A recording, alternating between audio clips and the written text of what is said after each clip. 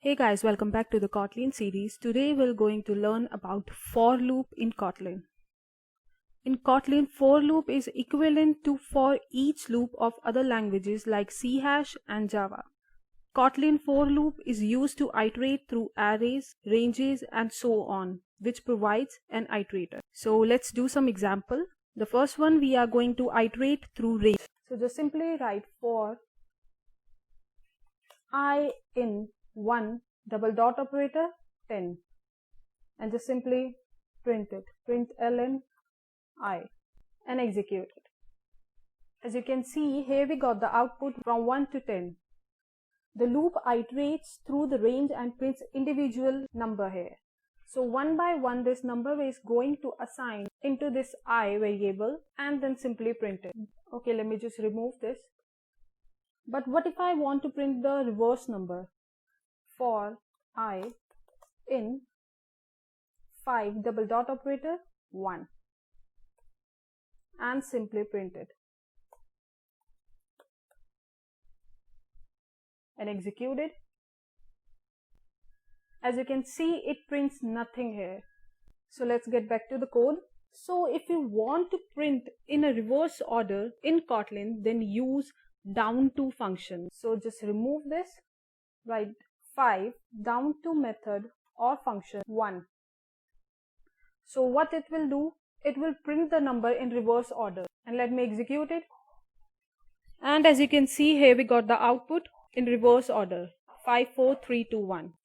Next, if you want to skip a number, then what we have to do is just simply write for I in 10 double dot operator 20 step 2 and just simply print it I, and let me execute it.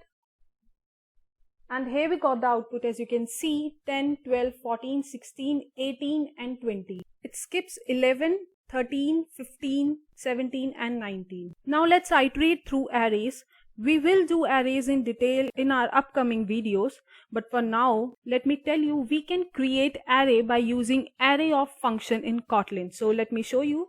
First, just remove all of this stuff. Let's take a variable named fruits, and I'm going to create an array by using array of function. Let's say mango, apple, orange. Now I want to iterate this array. So write for loop fruit in fruits. So what it will going to do, this fruits array has mango, apple and orange inside it. So one by one this will going to assign inside fruit variable, and I just want to print it fruit and execute it. And as you can see, mango, apple, orange. So it works perfectly fine here. We can also iterate through strings. So let's do it. Var name Shweta, and then I want to iterate through this string. Let's say ch, which stands for character here, in name, and just simply print it and execute it. And as you can see here, individual character prints here. So if you don't have more than one statement inside the for loop, you don't need to put the braces. You can simply write the statement. So as we have already discussed user-defined function in our previous video, let's make one here with for loop to make things more clear. Let me remove all of this stuff. And what I want to print here is I want to print a table here. So let's make a user-defined function here, fun, named as table. And this table function takes an argument, let's say num, which is of type int. Let's make a for loop here, n in 1 double dot operator 10. So what I'm doing here is I want a number from 1 to 10. Print ln $symbol num into this number, which is n here, let's say $n equal to $symbol braces, and inside the braces what I have to write num into this n. And let me just call this function first and then I'll explain. Now this function wants an argument here, so I want to print the table of 5 here. So now this 5 is going to this num variable here, which is of type int. And then what's going on here is, so now this num is 5 here, so 5 into 1, as this is going to give us number from 1 to 10. So the first number is 1, so 5 into 1.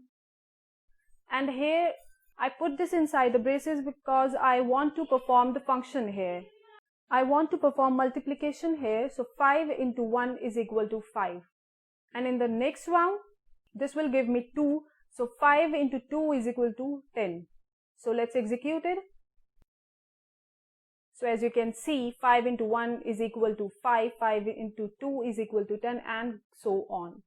So here we got a table of 5. And you can print any table here, let's say 12, and execute it to see what will happen. And here we got the table of 12 here. So this is for loop in Kotlin. I hope you find this easy. This is it for the video. Thank you.